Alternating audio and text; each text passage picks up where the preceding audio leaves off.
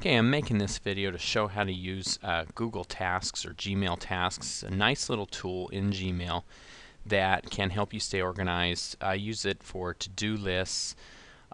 You can check it off, you can put things on calendars, and my favorite use for tasks is to connect it to specific emails, to actually make a to-do list from a specific email using tasks. So I'll just kind of go over this as quickly as I can. If I just want to make a task and connect it to my calendar that has nothing to do with a specific email, I go into Gmail, I hover over Mail, and when I click down here, I click Tasks. That pulls out the Tasks thing, and let's say I've got something I need to do, like turn in PD calendar by Friday 5/2. Put that on there. When I click this, gives me some options. I do a due date, and I pick, whoops, I gotta move into May 2nd. Click on that.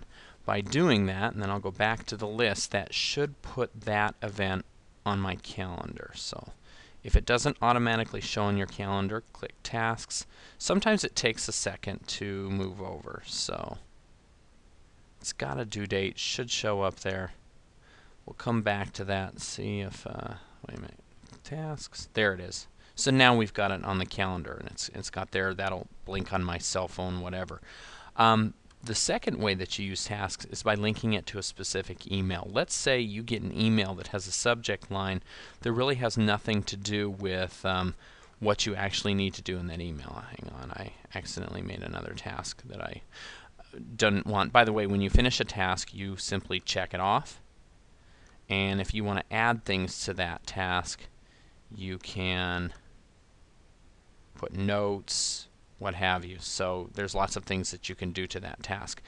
My favorite use of task is for important emails. So let's say you get an email and the subject line is "and another thing." It has nothing to do with a very important thing that you need to do in this email. So here I have this email, it's got all this stuff in it, and then at the end it says, by the way, don't forget you have to have that presentation for me by Friday morning. Oh man.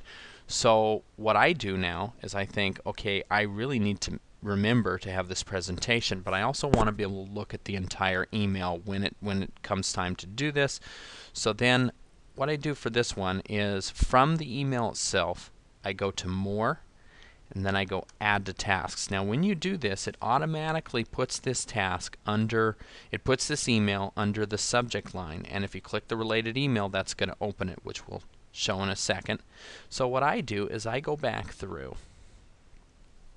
and I write turn in presentation, and I've got the related email. I'm going to do the due date so it shows up on the calendar.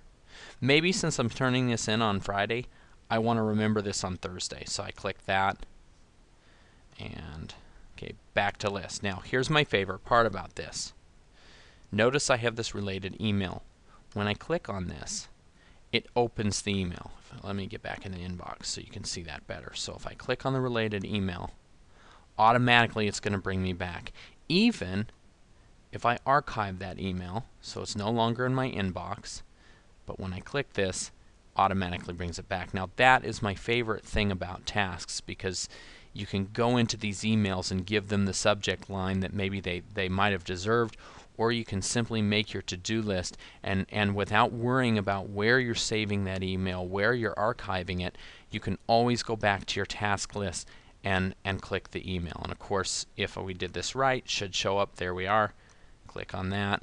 And look, right on the calendar we also have the related email link. So this is a very, very good tool. I've used this over and over this year to keep myself organized, and it's a simple tool to use. Again, couple things to remember: when you're in Gmail, you get to tasks from the main menu. When you're actually within an email, you get to tasks using the More menu, and you do Add to Tasks. And of course, when you are done with this, you check it and it marks it off, and you've got all these, and I imagine you can probably sort these in some way. I'm not sure. I just do them in order, and by the way, the display is most recent to least recent. That's the way it always works. So if you scroll down here, there's lots more of these, but these are all marked off. So and you can indent, make subnotes, what have you. So anyway, that's how to use tasks. Simple and dirty on that, and it's great stuff. So hope this helped. Bye-bye.